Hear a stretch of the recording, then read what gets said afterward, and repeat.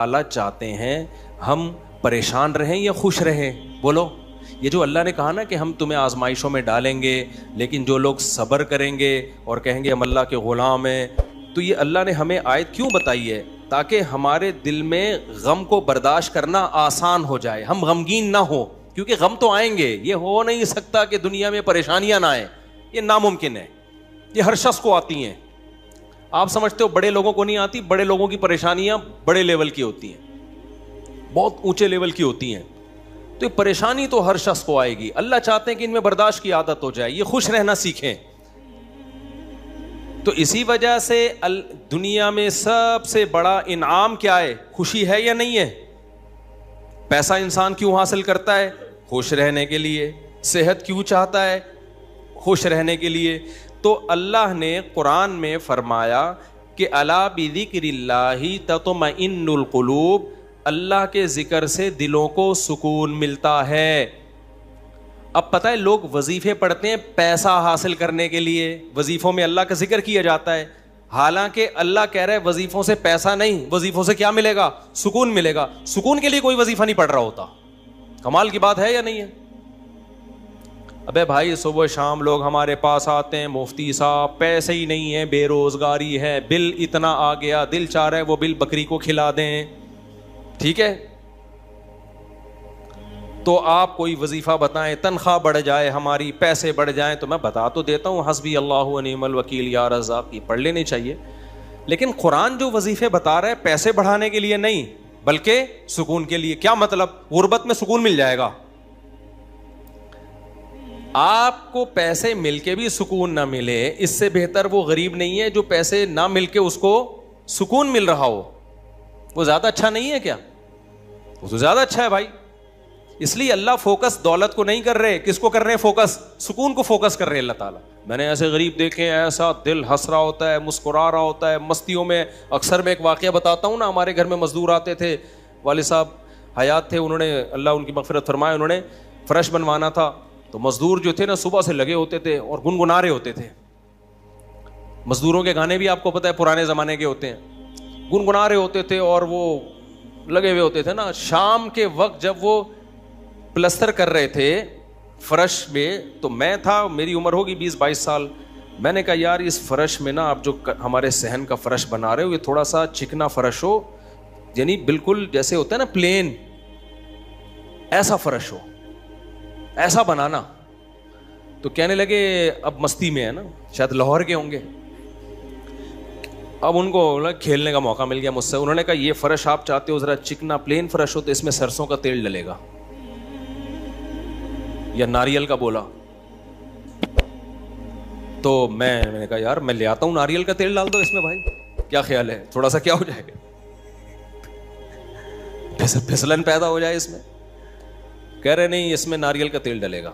اب میں جا رہا ہوں لینے کے لیے، وہ تو شکر ہے مجھے کسی نے روک دیا، کیا کر رہا ہے بھائی. تو وہ کھیل رہے تھے نا، شام کا وقت تھا. پھر دوبارہ اسی طرح کا کوئی مذاق، تو مجھے پھر میں نے کہا یار تم لوگ بڑے مستی میں ہو. کہتے ہیں یار یہ ہمارا فل مستی کا ٹائم ہوتا ہے. وجہ اس کی ہے، ان کے الفاظ دیکھو. کہہ رہے ہم صبح سے تھکے ہوئے ہیں، مغرب کی اذان ہونے والی ہے، فرش کمپلیٹ کریں گے، گھر جائیں گے، تھکے ہوئے ہیں نا ٹھیک ٹھاک، دہاڑی ملے گی، گھر جائیں گے، نہائیں گے، دھوئیں گے، منجی پہ بیٹھیں گے، بیوی بچے ہمارا انتظار کر رہے ہیں، شدید بھوک میں کھائیں گے کھانا، اس کے بعد لمبے ہو کے سو جائیں گے. کل کا نہیں، دہاڑی آج کی ہے، کل کی نہیں ہے. ان کو صرف اسی میں خوشی ہے، کام ملا ہوا ہے یار، کام ملا ہوا ہے.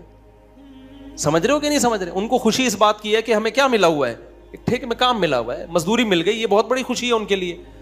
اور انہی دنوں میں کروڑپتی لوگوں کو ڈپریشن میں دیکھ رہا تھا. تو خوشی کا تعلق، حکیم اختر صاحب رحمہ اللہ تعالیٰ ایک جملہ بڑا اچھا فرمایا کرتے تھے کہ بادشاہ اٹیک ہمیشہ بادشاہ پہ کرتا ہے، بادشاہ کبھی بھی بھنگیوں کو اور نیچے طبقے کو اپنا ہدف نہیں بناتا.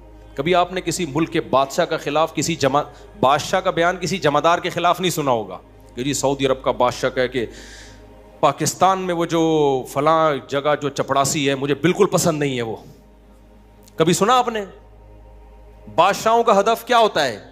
وہ ہو سکتا ہے امریکہ کے صدر کے خلاف بیان دے دے، وہ بڑے کسی اور کے خلاف بیان دے دے، اٹیک بھی کریں گے اب کبھی نہیں آپ نے سنا ہوگا بادشاہ نے بیچارے کسی رکشے چلانے والے کو بم سے اڑوا دیا بھائی اللہ یہ کہ وہ ایجنٹ ہو کسی کا, پھر وہ رکشے والا ہے نہیں, وہ ہے کوئی اور, وہ کوئی بڑی چیز ہے, وہ روپ دھارا ہوا ہے اس نے. ورنہ اوریجنل کوئی ٹماٹر والا ہو تو کبھی آپ نے دیکھا کہ کسی ملک کی فوج اس ٹماٹر والے پہ اٹیک کر رہی ہے؟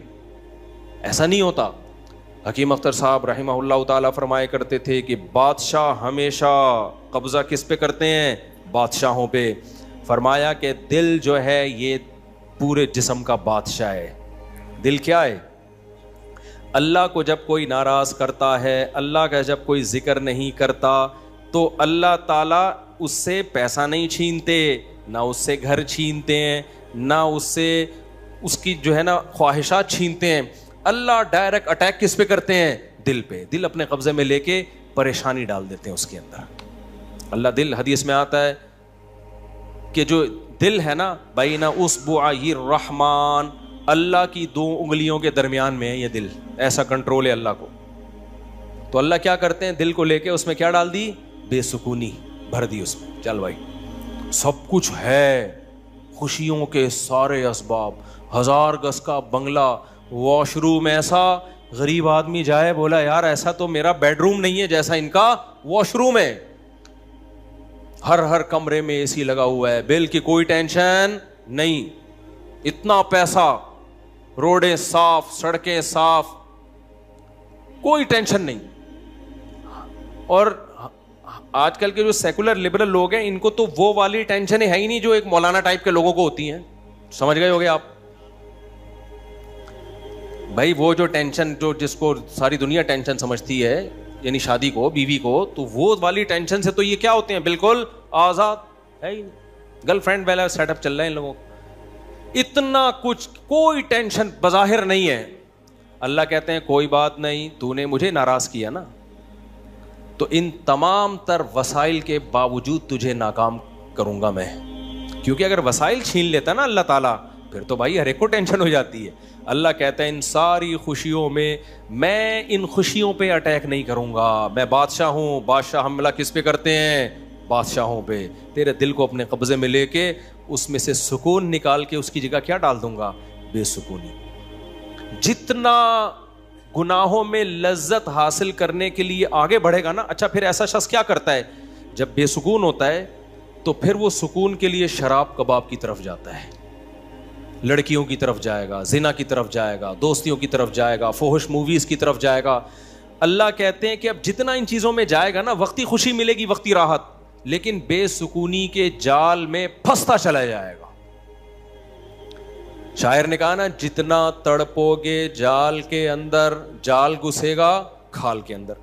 پرندہ جال میں جب پھنس جائے تو ایک طریقہ تو ہو سکتا ہے آزاد ہونے کا کہ ہلے نہیں, اور جب مالک آئے جال کو ہٹائے تو اس وقت آنکھ بچا کے نکل جائے, شاید 1% چانس ہو. لیکن اگر وہ ہلنا شروع کر دے تو جال لپٹتا چلا جائے گا کہ نہیں چلا جائے گا؟ دیکھو مچھلی جب کانٹے پہ منہ مارتی ہے, اس کے پاس اس وقت آپشن ہوتا ہے کہ ہل نہیں, بڑے آرام سے کسی طریقے سے واپس, شاید 1% چانس ہو. لیکن ہلے گی تو اوپر بیٹھا ہوا آدمی سمجھ جاتا ہے کہ شکار اس میں پھنس گیا ہے. ہلنے سے پتہ چلتا ہے, زور لگانے سے, پھر وہ کھینچتا ہے. تو جتنا پیچھے زور لگائے گی کانٹا اتنا زیادہ اندر گھسے گا. تو نافرمان کیا کرتا ہے؟ وہ سکون کے لیے فحش فلموں کا سہارا لیتا ہے, وہ لڑکیوں کا سہارا لیتا ہے, وہ نشے کا سہارا لیتا ہے, شراب کباب کا سہارا لیتا ہے. اللہ کہتے ہیں میں نے تجھے کہا تھا کہ تو شریعت پہ نہیں چلے گا, مجھے یاد نہیں کرے گا, بے سکونی میں جائے گا. تو کمبخت اس بے سکونی کے علاج میں اور زیادہ بے سکونی کے اسباب اختیار کر رہا ہے. اللہ دوبارہ اس کا دل ہاتھ میں لے کے جتنا پہلے بے سکونی ڈالی تھی نا, وہ بے سکونی اور زیادہ ڈال دیتے ہیں اس میں. سمجھتے ہو کہ نہیں سمجھتے ہو؟ تو میں یہ عرض کر رہا تھا, اللہ میاں نے کیا فرمایا, الا بذکر اللہ تطمئن القلوب.